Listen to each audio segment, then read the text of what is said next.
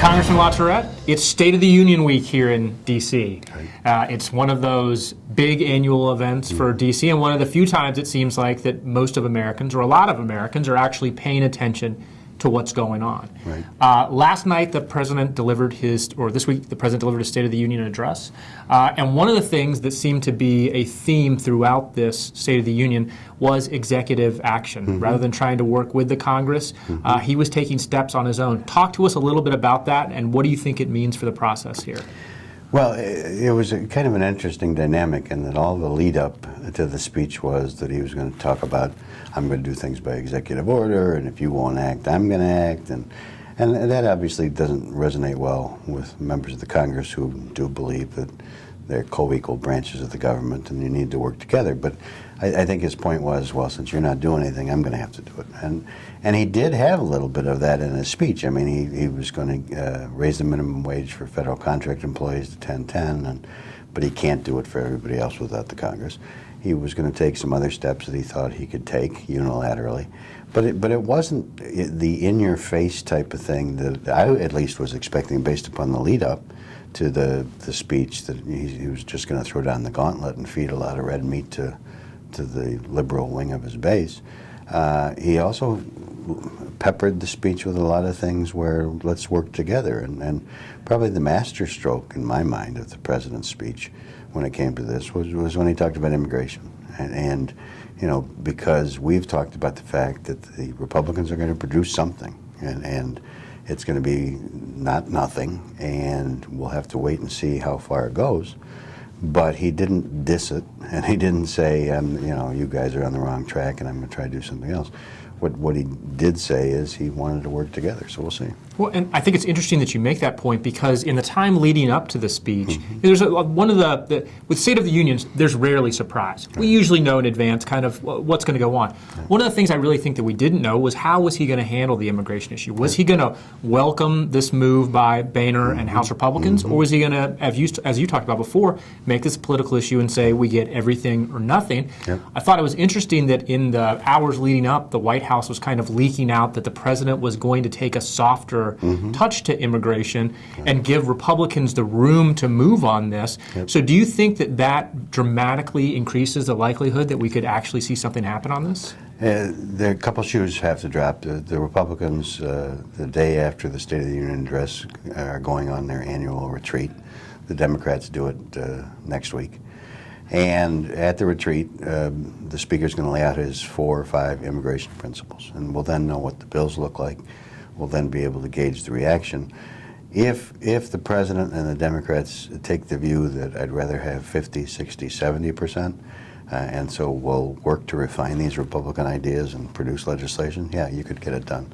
If they take the view that I'd rather have the issue going into the midterm elections and we're the party of, you know, Hispanics and you're not, then you're obviously not going to get anything done.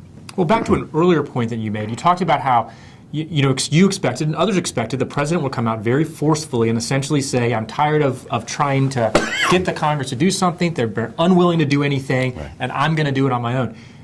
Even after the speech, where he took a much softer approach than people expected, you still saw Democrats, red state Democrats, particularly those who are in cycle, immediately speaking out and saying they were unhappy with this. You know, Mark Begich in Alaska said he didn't want the president to come campaign for him. He wanted him to come to Alaska so he could tell him he was wrong. So do you think some of the backpedaling was political concern from the White House that they would be putting their Democratic majority in the Senate at risk if he pushed too hard? Maybe, but counterbalancing the immigration discussion was he did not apologize for the rollout of the Affordable Care Act. He didn't talk about the problems. It was a very full-throated defense about how this is working great. And the other thing that was unusual about this speech for the president is that he used some, in my opinion, very well-placed humor. I mean, when he talked about the Affordable Care Act, he basically made a sales pitch, and he said, if you haven't signed up, you need to sign up by March the 31st. And you know what? If your mom hasn't signed up, you should call your mom, help her work through the forms, and she'd probably like to hear from you anyway. And that to me, that's a very human moment that we haven't seen a lot from any president, but in particular President Obama. I thought it was great. So what do you think long-term this State of the Union address means? There was a lot of talk leading up to it, and even after it, this was really going to be a small ball State of the Union. This wasn't about big ideas, and that's traditionally, in the defense of the president, you get to this point of your second term, it's not about big ideas. It is about small ball. Yep. What does it mean going forward? Not much. I mean, I'm glad we watched that. I think that, the reality is there's not much he can do without the Congress. And so this minimum wage issue, I know that they're going to talk about that throughout the campaign and so forth. But the Republicans in the House aren't going to get on board and raise the minimum wage prior to this election. Immigration, as we talked about, has a decent shot if the stars align and they can get something done. The other things that he talked about, we were told to watch out for this huge discussion of income inequality, and it really, in passing, it got, because of minimum wage, because of this, because of that, but it really wasn't the major focus that a lot of people expected it to be. So I think at the end of the day, the president recognizes the limits of the presidency, that he still has to work in cooperation with people. But I don't think there's anything wrong for the President of the United States to call for a year of action, and I think perhaps he read our newsletter that basically said Americans want solutions rather than yelling and screaming, and they like to get things done. And that if you had to take one thought out of his speech, it's they want to get things done.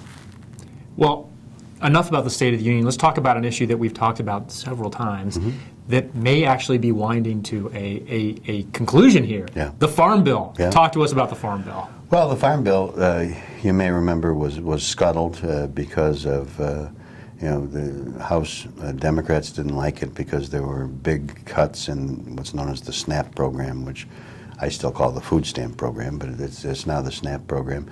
And some Republicans thought that it spent too much. And so there was an effort to sort of divide the two issues, even though they've been historically in one farm bill, and that failed miserably, and so the farm bill went down.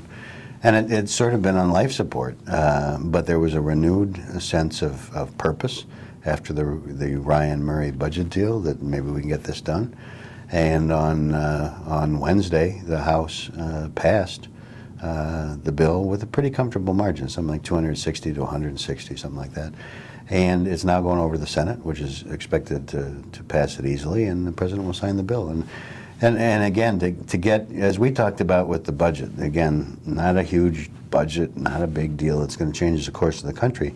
But the fact that it actually happened and passed both houses, and then the omnibus passed both houses and were signed, and now that you have a farm bill, maybe you're beginning to see some thawing of what's been really a frosty set of relationships. Well, and just an exit question here. You've talked a lot about the lack of trust, and as part of this breakdown in Washington. Yeah. Lack of trust between House and Senate leadership, between Democrats and Republicans, between the Congress and the White House. Yep. These small wins, on the budget, on the Farm Bill, are they helping to rebuild some of that trust so that we can start actually tackling some of these bigger issues? Some. I mean, we're still a long ways away. I mean, if you ask the average House Republican, do you think you're going to sign on for immigration reform? They would say, look, I'm in favor of a lot of this stuff. My fear is that if we do a big comprehensive piece, the president will pick and choose what he wants to enforce and so forth and so on. And I think the president feels the same way about the House Republicans down on the other end of the avenue. So, yes, the fact that they see that they've entered into an agreement on the budget and nothing bad happened to anybody, that they had an omnibus and nothing bad happened, and the Farm Bill happened and nothing bad happened to anybody. Yeah, those are baby steps. One of my favorite movies was a movie called What About Bob, and he talked about baby steps, and so these are baby steps. I like it. It's a glass half full kind of week here in Washington. Right. Congressman Longterm, thank you once again. Thanks, Chris.